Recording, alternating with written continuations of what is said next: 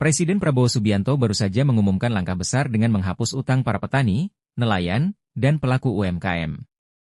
Kebijakan ini dirancang untuk membantu kelompok masyarakat kecil yang selama ini terbebani utang, terutama setelah pandemi dan tantangan ekonomi global yang semakin berat.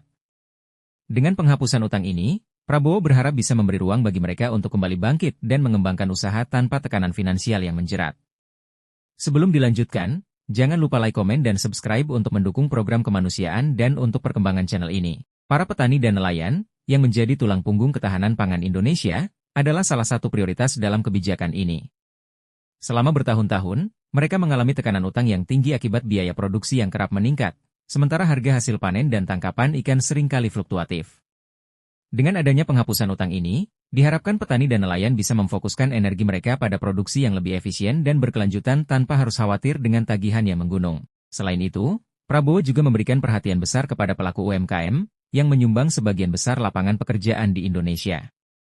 Banyak pelaku UMKM yang mengambil pinjaman untuk mengembangkan bisnis, namun akhirnya sulit membayar kembali karena perubahan kondisi ekonomi. Dengan kebijakan penghapusan utang ini, Prabowo berupaya memberi kesempatan bagi mereka untuk berinovasi dan kembali berkontribusi dalam pertumbuhan ekonomi.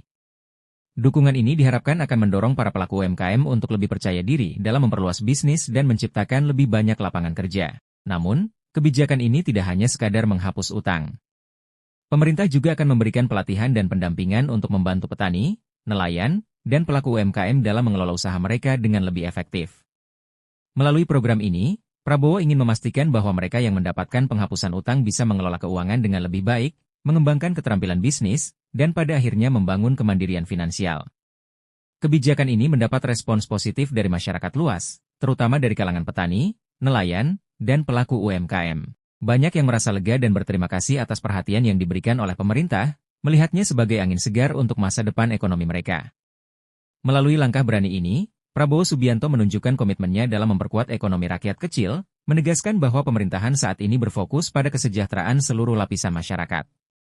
Dengan menghapus utang mereka, Prabowo membuka jalan bagi para petani, nelayan, dan UMKM untuk menciptakan perubahan positif di tengah masyarakat dan kembali berperan aktif dalam perekonomian nasional.